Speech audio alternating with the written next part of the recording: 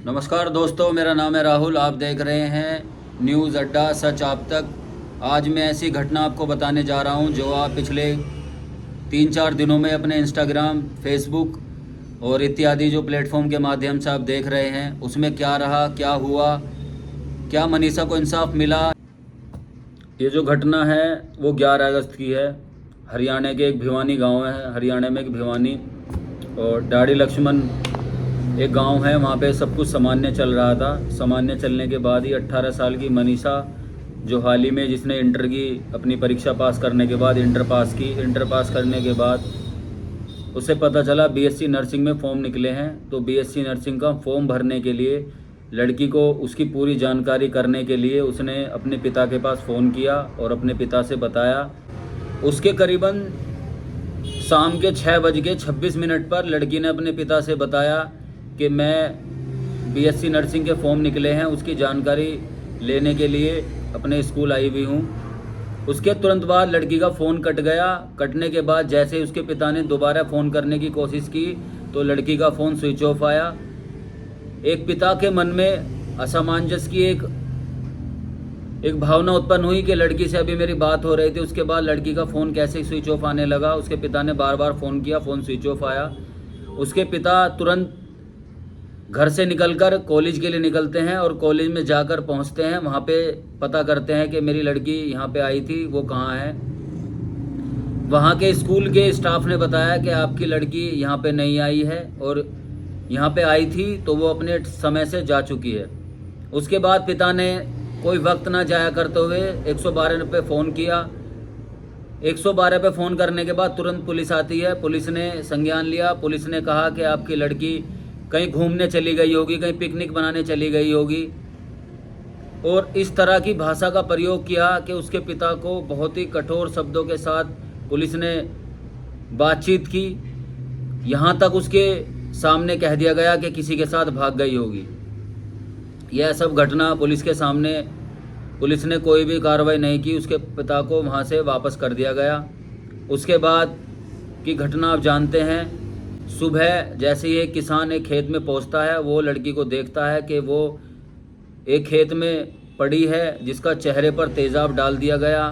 चेहरे की गर्दन बिल्कुल यहाँ से ख़त्म थी और नई नई तरह की बातें, बहुत सारी बातों को उठी चली। न्यूज़ रिपोर्टर ने दिखाई, न्यूज़ पे सिर्फ एक तथ्य बन के रह गई, वो भी एक किताबों में कैद हो जाएगी। और इंस्टाग्राम इन्फ्लुएंसर जितने भी हैं, फेसबुक, इंस्टाग्राम इत्यादि जो भी प्लेटफॉर्म है, वहाँ पे सिर्फ एक खबर की तरह बन के रह गई। उसके बाद किसी ने उस खबर पर ध्यान नहीं दिया। कुछ लोगों ने उस खबर को बताया कि झूठ है, लड़की ने आत्महत्या की है। सुसाइड नोट मौके पे ही मिला था। जो 13 तारीख को डेड बॉडी मिला था उसी दिन मिला था। जो सीन ऑफ क्राइम टीम गई थी उस दिन ही उनके पास था। और देखिए, आप भी समझते हैं इन्वेस्टिगेशन में हर एक तथ्य जो है इनिशियल स्टेज में ही नोट मिला है। जबकि एक व्यक्ति जो सुबह खेत में पहुंचता है, उसने जानकारी दी कि ऐसी कोई भी सुसाइड नोट मैंने उसके पास नहीं देखा। लेकिन सुसाइड नोट मौके पे ही मिला था। जो 13 तारीख को डेड बॉडी मिला था उसी दिन मिला था। 13 तारीख को सुबह 7:30 बजे से लेके और 3:30 बजे तक मैं वहां मौजूद था और उस मेरी मौजूदगी में ऐसा कोई भी सुसाइड नोट वहां पे नहीं मिला। ये खाली एक पुलिस के द्वारा जनता को और हरियाणा की पूरी जनता को, पब्लिक को एक गुमराह करने का षड्यंत्र है। आपको मैंने दिखाया कि पुलिस का कहना है उसके पास एक सुसाइड नोट मिला। और सबसे पहले जो खेत में उस लड़की को की लाश के पास पहुंचे, उस भाई का कहना है कि उसके कोई भी सुसाइड नोट उसके पास नहीं था। अब इसमें क्या सच्चाई है, क्या घटना है, क्या हुआ, इसमें लिखी हुई है अंग्रेजी रोमन में लिखा है, लेकिन जो अपना एक्सेंट है वो हरियाणवी लिया है इसने, मनीषा ने। ये राइटिंग देखिए, आपको सुसाइड नोट दिखाया गया, राइटिंग मैच करा दी गई है। हरियाणा के जो सीएम हैं उन्होंने कहा कि मेरी बेटी है। बिल्कुल इंसाफ मिलेगा बेटी को। हमारी बेटी है, वो हमारे परिवार की बेटी है। उसकी जांच चल रही है, जल्दी 1-2 दिन में क्लियर हो जाएगा। किसी भी कातिल को पकड़ा नहीं गया और पुलिस ने अपनी नाकामी दिखाते हुए फिर दोबारा एक बार एक लड़की को किताबों में कैद कर दिया, एफआईआरों में कैद कर दिया कि लड़की ने सिर्फ आत्महत्या की है, उसका सुसाइड नोट उसके पास मिला है। आप ये बात समझ सकते हैं, एक लड़की ने अपने ही हाथों से अपनी गर्दन काट ली, अपने ही हाथों से उसने अपने चेहरे के ऊपर तेज़ाब डाल लिया। यहाँ तक कहने में शर्म आती है कि एक महिला के द्वारा बताया गया कि उसने अपनी बच्चादानी तक उसकी निकाल के फेंक दी गई। ये सब एक लड़की ने किया अपने हाथों से और सुसाइड नोट बना करके। मैं आपको एक वीडियो दिखा रहा हूँ जिसमें आप देखना, लोग कहते हैं कि डराया धमका नहीं जाता। हमारे को लुहारू में भी दबाया गया है, बयानी में भी दबाया गया है और हमारे को ये कह के ले जाया गया है भाई हमने बयानी चलना है, एसपी साहब से मिलना है और हमारे को फिर रोहतक ले जाया गया है। हमारी टीम को मतलब हमारे परिवार को 3 जगह कराया गया है और मतलब ये सब कमेटी की चाल थी, ये सब कमेटी की चाल थी। कमेटी सब मतलब तीन भागों में वो कमेटी होगी और उसी तरीके से हमारे को ले जाया गया है।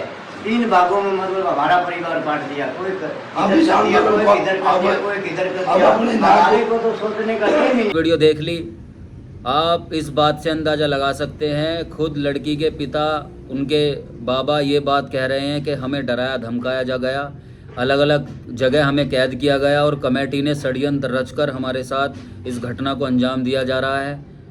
तो कहीं ना कहीं इस बात के लिए हमेशा दिल में एक खेद रहेगा कि सरकार हमेशा लोगों को बचाने का काम करती है, निष्पक्ष जांच कभी नहीं की जाती, गरीब को सिर्फ दबाया जाता है। आखिरकार क्या मिलेगा, क्या हुआ, इंसाफ तो मिला नहीं। लड़की को सिर्फ अब एक उसका अंतिम संस्कार कर दिया गया है।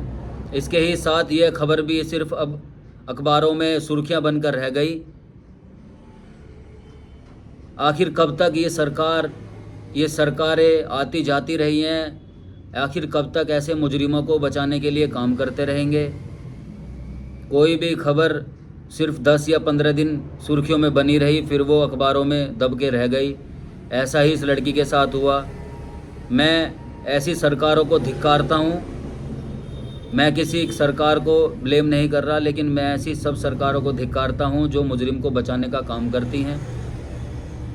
जिस बेटी के साथ ये हुआ उसके पिता से पूछना, उसकी माता से पूछना, उसके दिल पे क्या बीतती होगी। अगर किसी नेता या किसी अन्य नेता का एक कुत्ता भी अगर गुम हो जाता है तो 24 घंटे के अंदर उसका कुत्ता भी बरामद किया जाता है, लेकिन लड़की के साथ रेप करके आरोपी किसी के सामने तक नहीं आए और सारी घटना को अंजाम दे दिया गया। यहाँ तक कि सुसाइड भिवानी के नोट DIG मौके साहब पे ने ही भी मिला कह था, दिया है। जो 13 तारीख को डेड बॉडी मिला था उसी दिन मिला था। जो सीन ऑफ क्राइम टीम गई थी उस दिन ही उनके पास था। के सामने पूरी खबर, मैंने आपके सामने पूरी खबर रखी। आप देख रहे हैं न्यूज़ अड्डा राहुल के साथ।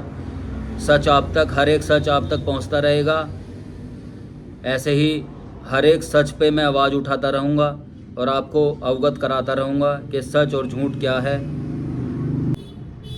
ऐसे ही हर सच्चाई को मैं आपके सामने लाता रहूँगा। आप देख रहे हैं न्यूज़ अड्डा, सच आप तक। जय हिंद।